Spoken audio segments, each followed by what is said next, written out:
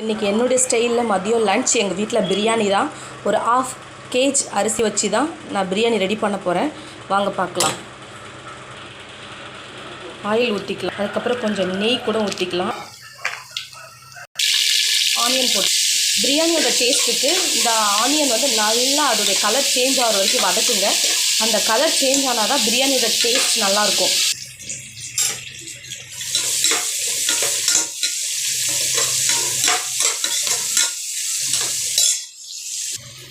ஆனியனோட colour நல்லா change ஆகிருக்கு, நல்லா வதங்கியிருக்கு. இந்த டைமில் வந்து தனி மிளகாய்த்தூள், ஆச்சி மிளகாய்த்தூள் அதை மிக்ஸ் பண்ணிக்கோங்க. உங்கள் ரைஸுக்கு தகுந்த அளவு நீங்கள் போட்டுக்கோங்க. இப்போ 1/2 kgக்கு தகுந்ததை தான் நான் போட போகிறேன். நான் ஃபுட் கலர்லாம் யூஸ் பண்ண மாட்டேன். இந்த மிளகாய்த்தூள்லேயே ஃபுட் கலர் வந்துடும். இதிலே நம்ம நல்லா வதக்கும்போது ஃபுட் கலர் ப்ராப்பராக நமக்கு சாதத்தில் கிடச்சிரும். இந்த டைமில் மல்லி இலை, கொஞ்சம் புதினா இலை போட்டுக்கலாம். இப்படி எண்ணெயில் போட்டு நம்ம நல்லா வதக்கும்போது பிரியாணியோட டேஸ்ட் நல்லா கூடவே கிடைக்கும். வதக்கி வச்சுக்கிறேன். தக்காளியை கொட்டிக்கலாம்.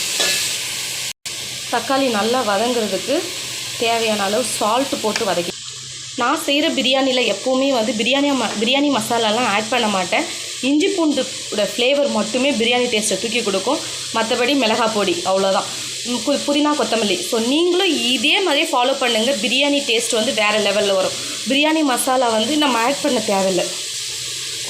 இப்போ இஞ்சி பூண்டு பேஸ்ட்டு ஒரு 3 ஸ்பூன் போட்டுக்கலாம்.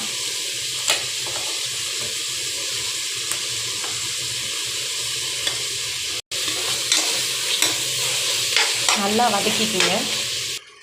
நல்லா இஞ்சி பூண்டு பேஸ்ட் வந்து நல்லா வதங்கிடுச்சு. இப்போ இந்த டைமில் வந்து தேவையான அளவு தயிர் ஊற்றிக்கலாம். தயிர் ஊற்றி நல்லா கலக்கி முடிச்சதுக்கப்புறம் கறி போட்டுக்கலாம்.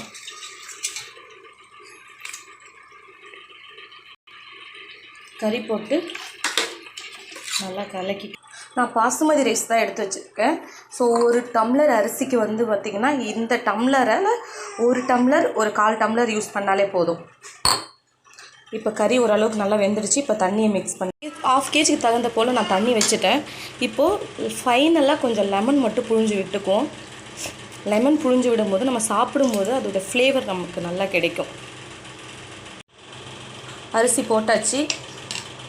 லாஸ்ட்டு ஃபைனல் பிரியாணி எப்படி வந்திருக்குன்னு பார்க்கலாம்.